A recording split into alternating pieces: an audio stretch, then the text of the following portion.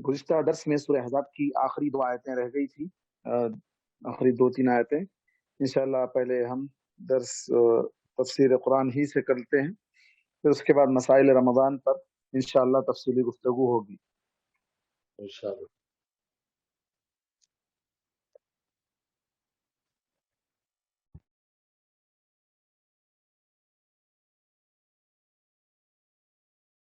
اللہ تبارک و تعالیٰ کا فرمان ہے، یا ایھا الذین انا عرضنا الامانة على السماوات والارض والجبال فابین ان يحملنها واشفقن منها وحملها الانسان انه كان ظلوما جهولا ليعذب الله المنافقين والمنافقات والمشركين والمشركات ويتوب الله على المؤمنين والمؤمنات وكان الله غفورا رحيما۔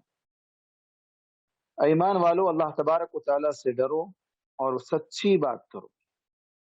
اس کا فائدہ یہ ہوگا کہ اللہ تعالیٰ تمہارے اعمال کو درست کر دے گا، تمہارے گناہوں کو معاف کر دے گا، اور جو اللہ کی اور اس کے رسول کی اطاعت کرتے ہیں یقیناً یہی لوگ بہت بڑی کامیابی پانے والے ہیں۔ بے شک ہم نے امانت کو آسمانوں اور زمین اور پہاڑ پر پیش کیا تو انہوں نے اس کو اٹھانے سے انکار کر دیا اور وہ سب ڈر گئے اس سے، اور انسان نے اسے اٹھا لیا اور وہ بے شک بڑا ہی ظالم اور نادان تھا۔ تاکہ اللہ تعالی منافق مردوں، منافق عورتوں اور مشرک مردوں اور مشرک عورتوں کو عذاب دے، اور تاکہ اللہ تبارک و تعالی مومن مردوں اور مومن عورتوں کی مغفرت فرما دے۔ اللہ تبارک و تعالی بڑا مغفرت کرنے والا اور بے حد رحم کرنے والا ہے۔ ان آیتوں میں میرے خیال سے گزشتہ درس میں شروع کی 2 آیتیں مختصراً آپ کے سامنے گزر چکی ہیں، پھر ایک مرتبہ اس کا اعادہ ہو جائے، جس کے اندر اللہ تبارک و تعالی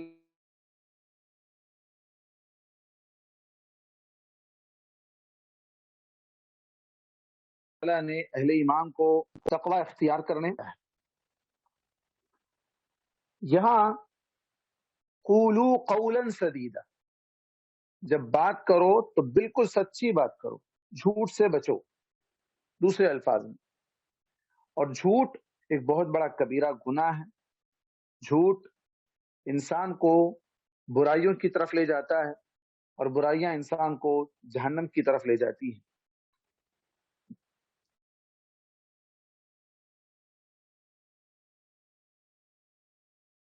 ہم دیکھتے ہیں کہ انسان وقتی منفعت کے لیے کوئی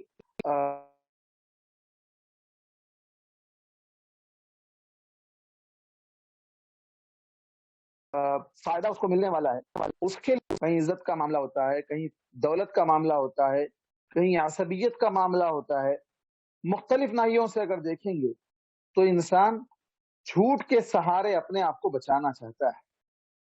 یہی وہ جھوٹ ہے جو انسان کو برائیوں کی طرف، یعنی ایک سچ کو چھپانے کے لیے اسے کئی جھوٹ بولنے پڑتے ہیں، اور پھر یہ جھوٹ مزید اور گناہوں کی طرف لے جاتے ہیں، چوری، ڈاکہ، قتل، نہ جانے اور کیا کیا فساد انسان کر بیٹھتا ہے اس جھوٹ کی وجہ سے۔ اور یہی وہ جھوٹ ہے کہ جس کی وجہ سے اللہ تبارک و تعالیٰ اسے کبھی بھی زندگی میں ہدایت نہیں دیتا۔ اللہ تبارک و تعالیٰ نے فرمایا ان اللہ لا یہدی من هو کاذب کفار، اللہ تعالیٰ جھوٹے آدمی کو ہدایت نہیں دیتا۔ ہدایت ہر کام میں، چاہے دنیاوی کام ہو یا اخروی کام ہو، یا جس مصیبت سے بچنے کے لیے وہ جھوٹ بول کر اپنے آپ کو بچانا چاہ رہا ہے وہاں بھی وہ بچا نہیں پائے گا۔ تو اس اعتبار سے جھوٹ اس کے لیے نقصان دہ ہوگا۔ اس کے مقابلے میں ان آیات میں سچائی کی اہمیت کو اجاگر کیا گیا کہ سچ بولو گے تو سچ کے یہ فائدے ہوں گے۔ سچ کا سب سے بڑا فائدہ کیا ہوگا؟ جو کام جو تم کر رہے ہو وہ کام کو اللہ تعالیٰ پوری طرح تکمیل تک پہنچائے گا۔ یصلح لکم اعمالکم، درست کر دے گا۔ اس کے اندر اگر کوئی خرابی ہو، کوئی فالٹ ہو، کوئی نقص ہو اس کے اندر، تو بھی اللہ تبارک و تعالیٰ ان تمام کو ختم کر دے گا۔ یصلح لکم اعمالکم ویغفر لکم ذنوبکم، جو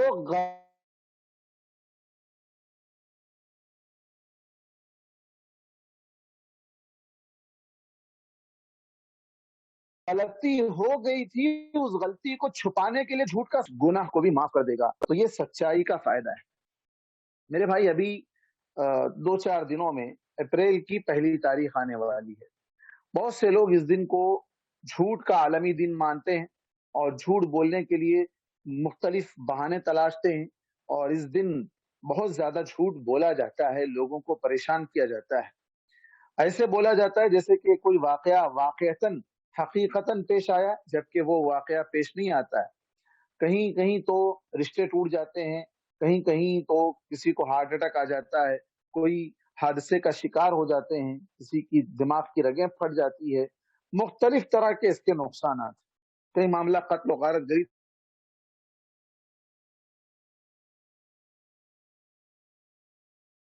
तक भी चला जाता है।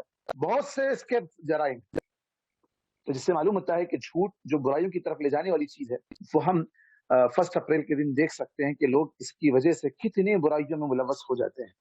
तो इस दिन झूठ ना बोलें, न झूठ बोले, न झूठ बोलने वालों का साथ दें। उसके बाद आगे अल्लाह तबारक व तआला ने कहा, वमन युतिइल्लाह व रसूलहु फक़द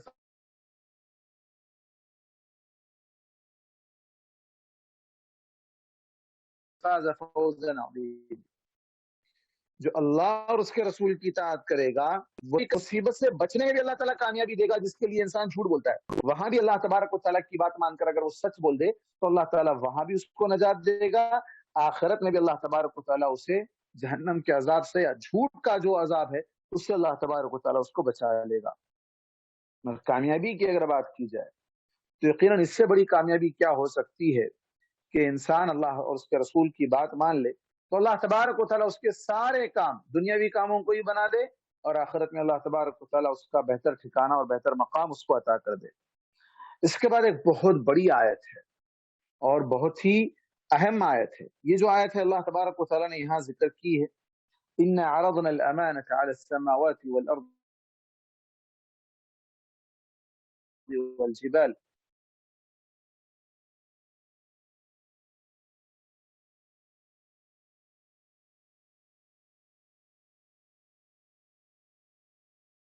कि हमने अमानत को, अमानत से किया कुरान मजीद को। लेकिन बाद लोगों ने इसकी मजीद तफसील की और कहा कि नहीं, शरई वो तमाम अहकामात जो अल्लाह तबारक व तआला ने वाजिब किए हैं, जो अल्लाह ताला का हक बनता है, वो तमाम हुकूक अल्लाह तबारक व तआला के वो अमानत है। जैसे इखलास के साथ उसकी इबादत करना, और जो कामों को अल्लाह ने हराम किया है उनको छोड़ देना, और जितने भी अवामिर अल्लाह तबारक व तआला के, जो आर्डर्स हैं अल्लाह ताला के, जो अल्लाह तबारक व तआला ने बंदों पर फर्ज किए हैं, उन तमाम को बताए हुए तरीके के मुताबिक ही अदा करना, बताए हुए तरीके के मुताबिक ही अदा करना, ये अमानत है। अल्लाह तबारक व तआला ने इसको अमानत कहा है। तो ये अमानत अल्लाह तबारक व तआला ने सबसे पहले तो आसमानों पर नाजिल की, जमीन पर नाजिल किया, फिर उसके बाद अल्लाह तबारक व तआला ने पहाड़ों पर नाजिल किया, लेकिन सब ने इनकार कर दिया। मतलब इनकार से मुराद ये कि हम बर्दाश्त नहीं कर सकते, हमारे अंदर ये ताकत नहीं है हम इसको उठा सकें, लेकिन इंसान है जिसने इसको उठा लिया, मतलब अल्लाह तबारक व तआला के आन। अब इसका ये मतलब नहीं है कि कायनात के अंदर आसमान और जमीन अल्लाह तबारक व तआला के ऑर्डर्स पर अमल नहीं कर रहे हैं, या पहाड़ अल्लाह तबारक व तआला के ऑर्डर्स पर अमल नहीं कर रहे हैं। नहीं, उनके लिए जो ऑर्डर्स हैं वो तो अपनी जगह पर हैं। अल्लाह तबारक व तआला ने जो हुकूक, जो शरई अहकामात हैं, वो उन पर पेश किए थे। जैसे नमाज है, ज़कात है, रोजा है, हज है, जिहाद है, नेकी का हुक्म देना है, बुराई से रोकना है, ये सारी की सारी चीजें अमानत हैं।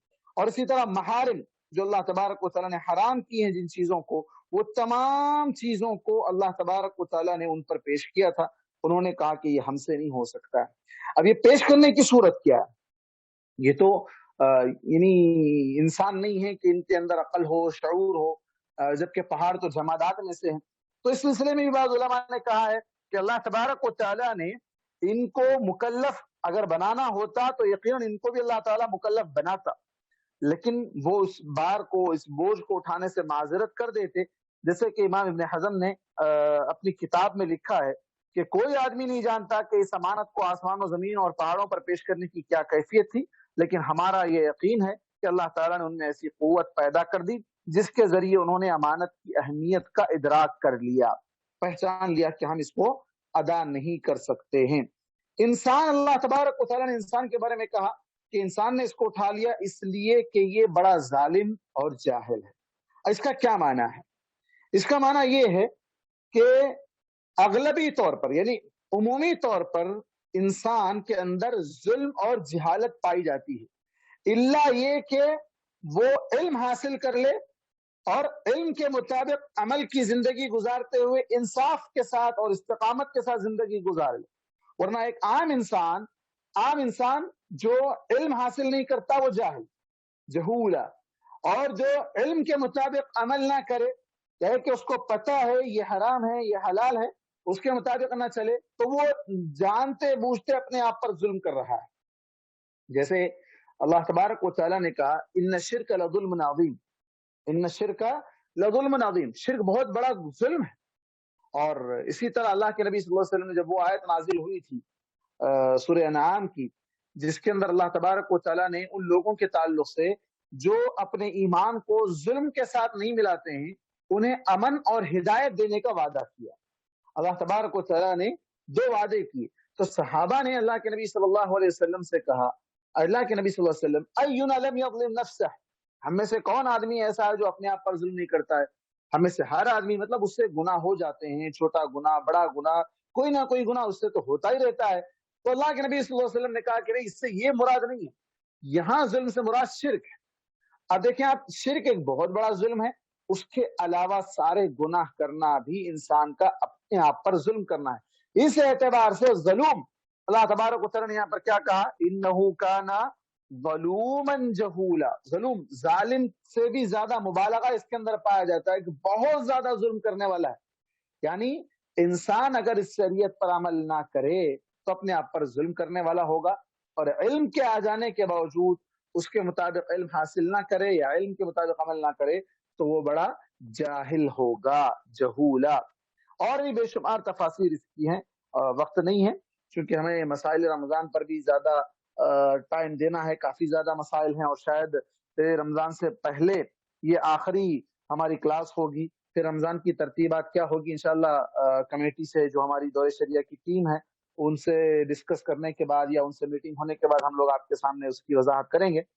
بہرکیف یہاں آج ہمارے پاس وقت زیادہ ہم مسائل رمضان پر دیں گے۔ آخری آیت ہے سورہ احزاب کی، تاکہ اللہ تبارک و تعالیٰ عذاب دے منافق مردوں کو، منافق عورتوں کو، مشرک مردوں کو، مشرک عورتوں کو۔ اب یہاں امانت کے آنے کے بعد، شرعی احکامات کے اتر جانے کے بعد اللہ کے نبی صلی اللہ علیہ وسلم پر اللہ تبارک و تعالیٰ نے قرآن مجید کو نازل کیا، تو اس وقت اللہ کے نبی صلی اللہ علیہ وسلم نے بھی کیا کہا تھا کہ مجھے پڑھنا نہیں آتا، لیکن اللہ تبارک و تعالیٰ نے آپ کو سب سے پہلے علم، اقرأ بسم ربک الذی خلق کی وحی بھیجی، اور پھر اسی طرح توحید کی تعلیم پہلے دی، فَاعْلَمْ أَنَّهُ لَا إِلَهَ إِلَّا اللَّهُ، پہلے علم حاصل کرو کہ اللہ تبارک و تعالیٰ کے علاوہ کوئی عبادت کا حقدار نہیں ہے، پہلے یہ تعلیم دی گئی۔ تو یہ جو شرعی احکامات نازل کیے گئے یا اللہ کے نبی صلی اللہ علیہ وسلم پر قرآن مجید کو نازل کیا گیا، یہ امانت، یہ ایک بار گراں جو بوجھ ڈالا گیا ہے، وہ کیوں ہے؟ تاکہ تمیز ہو سکے مومنوں میں، جو ایمان لاتے ہیں اس کے مطابق عمل کرتے ہیں، ان کے لیے اللہ تبارک و تعالیٰ نے کیا بدلہ رکھا ہے وہ آیت کا آخری ٹکڑا بتا رہا ہے۔ اور اس سے پہلے اللہ تبارک و تعالیٰ یہاں فرماتا ہے تاکہ اللہ تبارک و تعالیٰ عذاب دے منافق مردوں کو۔ اگر منافقین کہہ دیتا اللہ تعالیٰ تو دونوں بھی آ جاتے تھے، مرد و عورت دونوں بھی اس میں شامل ہو جاتے تھے، لیکن اللہ تبارک و تعالیٰ نے یہاں پر دونوں کو الگ کیا۔ مطلب یہ ہوا کہ یہ خصوصیت کے ساتھ یہ نہ سمجھا جائے کہ یہ صرف مردوں کے لیے، بلکہ مرد اور عورت دونوں میں بھی مومن ہو سکتے ہیں، دونوں میں بھی منافق ہو سکتے ہیں، منافق مرد اور منافق عورتیں، مشرک مرد اور مشرک عورتیں، ان کو اللہ تعالیٰ عذاب دے گا۔ عذاب کیوں دے گا؟ اس لیے کہ وہ اپنے آپ پر ظلم کرنے والے ہوں گے، اس لیے کہ وہ جہالت سے پیش آئیں گے، تو اس وجہ سے اللہ تبارک و تعالیٰ انہیں عذاب دے گا۔ اور دوسری بات، وَيَتُوبَ اللَّهُ عَلَى الْمُؤْمِنِينَ وَالْمُؤْمِنَاتِ، اللہ تبارک و تعالیٰ مومنوں کو ان کی توبہ قبول کرے گا، ان کو معاف کر دے گا۔ کیوں؟ اس لیے کہ وہ اللہ پر ایمان رکھتے ہیں، گناہ ہو جانے پر اللہ تبارک و تعالیٰ کے سامنے معافی مانگتے ہیں، استغفار کرتے ہیں، तौबा करते हैं तो अल्लाह तबारक व तआला इनकी तौबा कबूल करेगा। तो मुनाफिक अगर तौबा करे तो क्या अल्लाह ताला नहीं कबूल करेगा? इसलिए उसकी तौबा कबूल नहीं होगी कि वो अपनी तौबा में मुखलिस नहीं होगा, वो दिखावे के साथ तौबा करेगा। मुशरिक तो अल्लाह से तौबा करेगा ही नहीं। तो ये जो मुनाफिकों के अमाल हैं, नमाज, रोजा, ज़कात, हज, बड़े बड़े अमाल ये मुनाफिक कर ले, लेकिन जाहिरन वो अल्लाह तबारक व तआला पर ईमान रखने का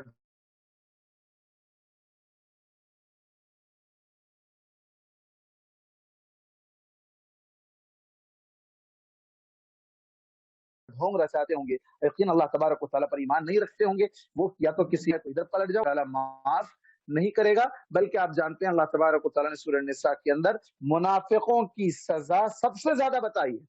काफिरों से भी ज्यादा सजा मुनाफिकों को मिलेगी। जो जाहिर मुसलमान है, अंदर से मुसलमान नहीं है। अल्लाह ताला महफूज रखे।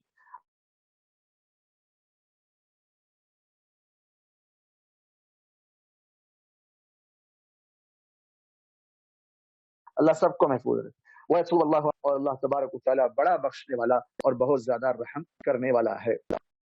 अल्हम्दुलिल्लाह, इस तरह ये हमारी तफसीर सूरह अहज़ाब की मुकम्मल हुई।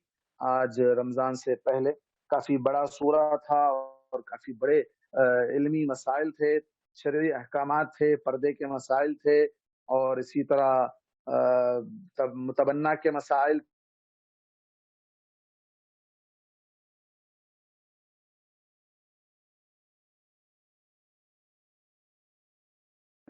और लेपालक के जो ना मसाइल थे, उम्महातुल मोमिनीन की अहमियत, अल्लाह के नबी सल्लल्लाहु अलैहि वसल्लम की भी बहुत से, अल्लाह के नबी सल्लल्लाहु अलैहि वसल्लम आखिरी नबी हैं, अब आपके बाद कोई नबी नहीं आने वाले हैं, और बेशुमार मसाइल जो हम इस सूरत में जाने हैं। मैं गुजारिश करूंगा आप तमाम से कि जो लोग हमारे पूरे क्लासों में शरीक थे वो भी,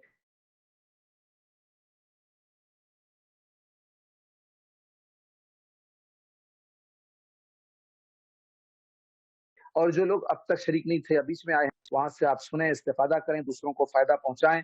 हो सकता है कि कोई एक बात आपके भी काम आ जाए, या कोई बात दूसरों के भी काम आ जाए, या कोई एक बात के जरिए से कोई हिदायत पर आ जाए, तो उसका सवाब आपको और हम सबको मिलता रहे।